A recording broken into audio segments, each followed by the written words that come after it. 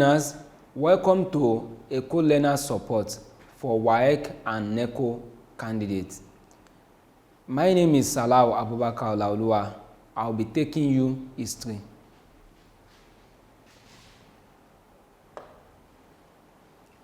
The topic we'll be looking at today is the Kanuri people in pre-colonial Nigeria, which means we wanted to examine the nature and characteristics and the origin of the Kanuri people before the advent of colonial rule in Nigeria.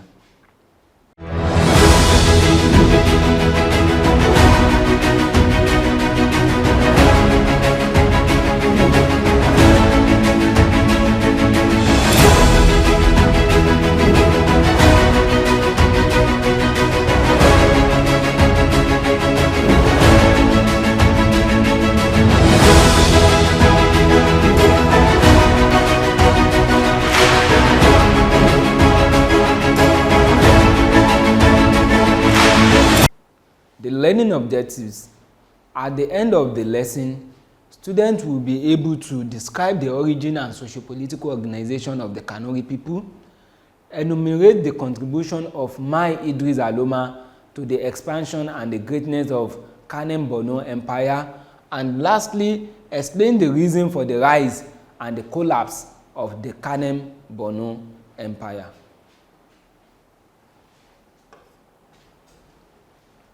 Firstly, we'll be looking at the origin of the Kanuri people. The Kanuri people have a rich historical origin, tracing it back to the Arabian Peninsula, because they believe that their predecessors or their originators migrated to their current location from the Arab Peninsula, which means they have link to the likes of Tripoli, Morocco, and Algiers. And they settled around 640 kilometers north of the present-day Lake Chad, where they established the Kanem Empire in the 19th century. The Kanem Empire was ruled by the Saifawa dynasty over 800 years, with notable minds like my Idris Alooma. And it is important to know that the empire was being called Kanem-Bornu Empire because at a later time their capital is being moved from Kanem down to Bornu, which later serves as the headquarters of the empire till the collapse of the empire in 19th century. Then we will look at the system of government of the Kanuri people. The system of government of the Kanuri people includes some important institutions, which includes the Mai, or the king at the top. The Mai is an hereditary position which is sovereign and chosen from the descendants of the Saifewa people. Notable Mais include Mai Dunama, Dabalemi, and Ali Gaji and Idris Alooma. The Mai is the highest position within their political structure, and it is hereditary. The position is hereditary in nature, which is the person to occupy the position is being chosen among the descendants of a single line. Also, we will look at the Council of State.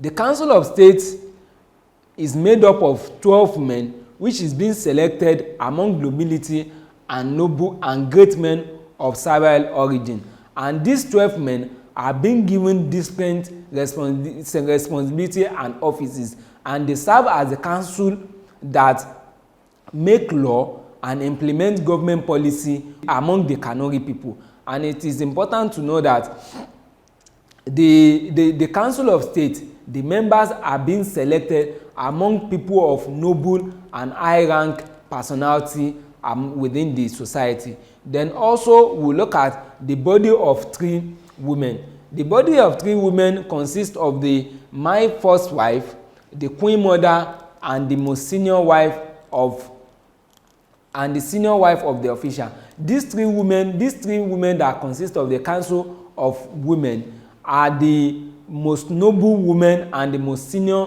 females within the Kanuri people. And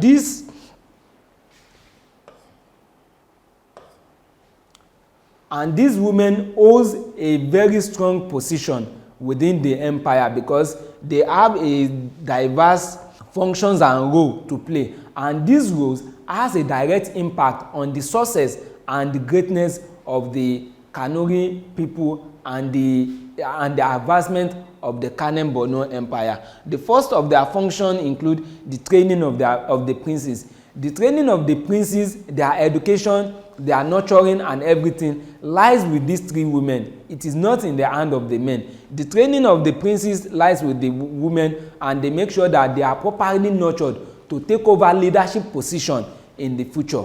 Also, they exercise significant power because during interregnum, when there is no man occupying the position of the king, this council of women preside over the country. They at this interregnum period, which means the period when between the death of a man and the selection of another man, they are the ones that serves as the leader of the empire. They make decision, they make law, and also they have influence of the mind in terms of policies, in terms of decision making, and even in terms of the selection of the council of state. These women make their choices known to the man, and they influence the outcome of the decision of who will be part of the council of state. And also they provide provisions and care. They are the ones that are in charge of the treasury and the save and reserves of the empire, which also and that of the household of the man. The council of women, these people are the ones that takes care of the provision for the military.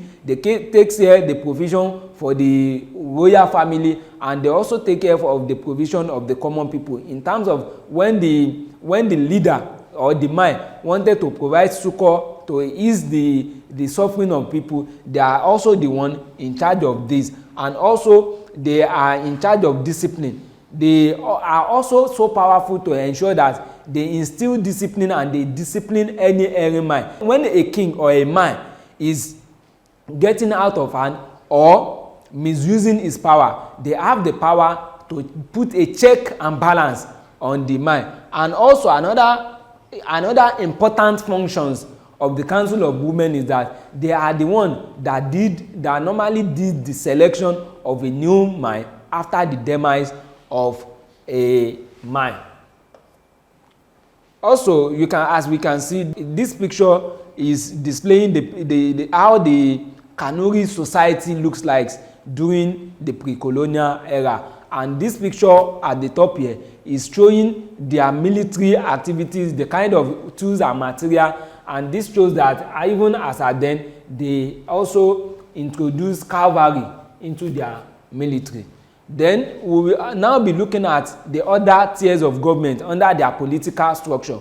The other tiers of government under their political structure is the provincial governors. So apart from the mayor at the capital and the council of state, who oversee the affair of the capital and the whole of the empire, we also have provincial governors who have been given the responsibility to oversee a certain province within the empire, and this provincial governor now reports directly back to the man at the top. And for example, the empire was divided into provinces, each under a provincial governor from 12 councillors, including the Galadima for the west, the Kaigama for the south, Yerima in the north, and the Mestrema for the central province. And the function of the provincial governors include the defense of the territory within their care, the prevention of succession or takeover of government, the mobilization of citizens for war. They make sure that they mobilize citizens and provide manpower in the execution of war, the collection of tributes and maintenance of law and order within their region, while the man at the center only do what? Only supervise their activities. And below the provincial governors are the provincial villages and towns, which is being left under the village head known as Shimagana. And this village head, which is the Shimagana, reported reported to the provincial governors their activities with happenings within their territory. Then we'll now be going into the contribution of my Idris Alooma to the greatness and expansion of Kanem-Bornu Empire. The first one is the protection of lives and property. During his time, he makes sure that there is proper protection of life and property. Protection of life and property within his time leads to prosperity, and economic activities during this time booms, which also led to the achievement and the greatness of the empire. The second one is administrative and legal reform. During his time, he brings in Islamic scholar from Tripoli who helps him to do what? To put in place administrative reforms for proper governance of his territory, and also the reform of the legal system, which makes sure that people get justice for anything that happens among them and other contemporary citizens. And the military reform, he implemented military reform, including the effective use of cavalry. He also introduced the use of musketeers, which is being imported from Tripoli, and also they also ensure that the military are properly fed and taken care of during the execution of war. All these are placed to the sources of his military campaign and the expansion of the territory during his time. Then also the development of trade. During the reign of Ma Idris Alooma, he makes sure that he has diplomatic relation with Tripoli, and also he collaborated with the kingdom of Morocco during that time to repulse the imperialist tendency of the Ottoman Empire over their territory, to make sure that they both collaborate to make sure that they remain independent, and this led to the development of trade among themselves. Bornu became a major route of the trans-Sahara slave trade, going between Tripoli and Bornu, the route between Tripoli and Bornu around that time. And this also led to the prosperity and the expansion of the empire. And also other achievements of Ma Idris Alooma is he constructed a permanent mosque, introduced a standard unit of measurement of grain, established hostel in Mecca for Kanuri pilgrims, and maintained diplomatic relations with Tripoli, Egypt, and the Ottoman Empire. And all this are his contribution to the Kanem-Bornu Empire. And Kanem-Bornu Empire experienced their greatest achievement and development and expansion during his time. Even the greatest expansion of their borderline happens during the time of Ma Idris Alooma, and after him there was no expansion of their territory, which is why he is the greatest leader of the Kanuri people and the Kanem-Bornu Empire. So now we will be looking at factors that led to the rise of Kanem-Bornu Empire. When we are looking at factors that led to the rise of Kanem-Bornu Empire, we are looking at the things and happenings that led to the sources of the empire and the prosperity of the empire during its height. The first one is, when we look at the factors, we divide it into three, which are the economic factor, the political factor, and the religious factor. The economic factor is that as a result of economic prosperity and safety of lives and property during the time of Idris Alooma, they are able to generate revenue from tributes, and also they are able to collect tax. Another thing is the sales of trade. After the execution of war, slaves that are being captured as a war spoils are being sold, and these add to the prosperity and increase the richness of the state covers. And also participation in trans-Saharan slave trade. The Kanem-Bornu Empire become a major route in the trans-Saharan slave trade, and this led to the influx of a lot of traders, a lot of scholars, and a lot of people that comes into Kanem-Bornu Empire to come and sell their goods and services or to also come and purchase goods and services. And merchant and traders tax, these are taxes that are being collected from merchants who come from far away places to come and sell their wares in the empire. So all these are the economic factors that led to the rise and prosperity of Kanem-Bornu Empire. We also look at the political factors. The political factor is able and effective leadership. Able and effective leadership comes from effective and strong leaders that are able to motivate their people and inspire them to greatness, making sure that the empire is doing fine politically. And example of this is Idris Alooma and other great leaders that has been able to rule the empire. Also, diplomatic relation with North African country. Diplomatic relation with North African country is also a factor that led to the greatness of this empire, because as at that time, when other states are not having diplomatic relation with them, Kanem-Bornu Empire already has a diplomatic relation with them, and this diplomatic relation aids aids in economic activities and trading. And also lastly, trade in firearms with Tripoli, Cairo and Tunisia. So the provision and the availability of firearms which is being imported from Tripolis, Cairo and Tunis give the military, give a kind of military strength to the Kanem-Bornu military, and it gives them power and might over their enemies, and this led to their expansion of their territory and the conquering of more land. And lastly, the religious factor. We look at the role of religion in the development of Kanem-Bornu Empire. The first thing is the introduction of writing and administrative effectiveness. The introduction of Islam leads to the introduction of give birth to the emergence of a literate society within the within the Kanuri people, because before the introduction of Islam, there is nothing like reading and writing, and the introduction of Islam bring about reading and writing, and a lot of reform happens as a result of this, and their history could be properly recorded. And another contribution of Islam is that it brings about unity and harmony among the people. A lot of people converted to Islam, and as their leaders also converted to Islam, they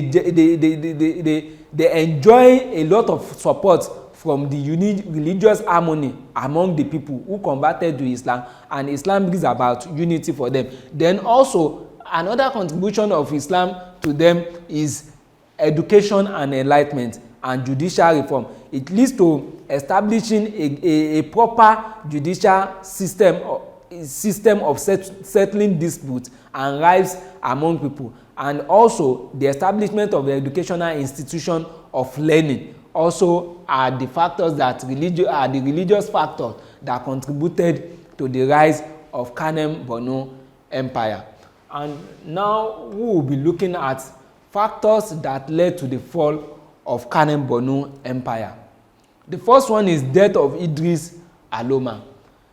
After the death of Idris Alooma, the empire have not been able to have another leader as charismatic, as strong as he is, and the vacuum that he actually left behind is not fitting all other predecessors that comes into it. And this vacuum actually happens to start weakening the center, which also gradually leads to the fall of Kanem-Bornu Empire. Also, the military weakness. As over time, as there is no charismatic leader to actually lead the military and the empire as it was before, the military started to weaken, and as the military of the empire weakens, their defense and protection of themselves, they also lost defense and protection, and this also leads to the fall of Kanem-Bornu Empire. Also, we will look at external attack. We will look at the external attack from the Fulani jihadists, the Tuareg, the Kawarafa, and other neighboring empires. So as their military might weakens, they also experience a lot of attack from other neighboring empires, and this also contributed to the fall of the empire. And lastly, we look at internal challenges, the administrative disorder, the revolts among themselves, and the struggle for power among the Council of State and strong men within the Kanem-Bornu Empire. These are the things that actually led to the fall of Kanem-Bornu Empire. And lastly, we will be looking at the practice questions. The first question is, discuss the role of women in socio-political structure of the Kanuri people. Just as we already explained previously, the role of 3 women in the political structure of the Kanuri people. These 3 women holds a very strong position in administration and ensuring that there is prosperity among the Kanuri people, and also ensure that there is prosperity among the and there is prosperity among the empire. It is these 3. It is when we are looking at the role of women in socio-political structure of the Kanuri people, we are actually looking at the roles and function that is being played by the Council of 3 Women, which includes the training of the princes, selection of the king, the position they hold in putting checks and balances in the excesses of the king, and also their function in managing the treasury and the reserves of the empire. So those are the roles the women plays, and the roles of women in the socio-political structure of the Kanuri people lies at the activities of these 3, the Council of 3 Women in the empire. Then secondly, we look at what are the factors that led to the decline of Kanem-Bornu Empire. The factors that led to the decline of Kanem-Bornu Empire is, we look at the military weakness, the leadership,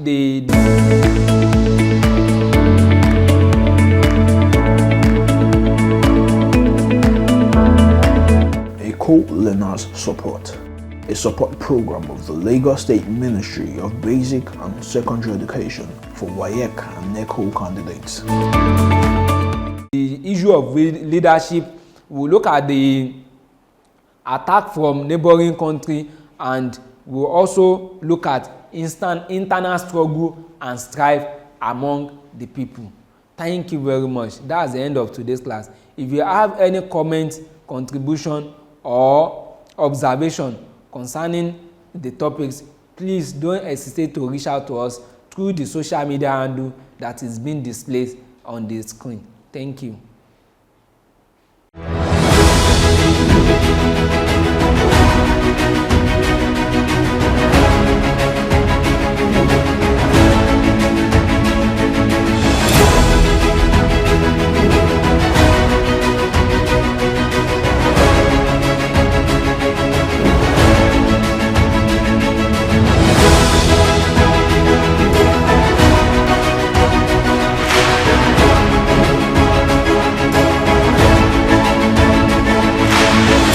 Thank you.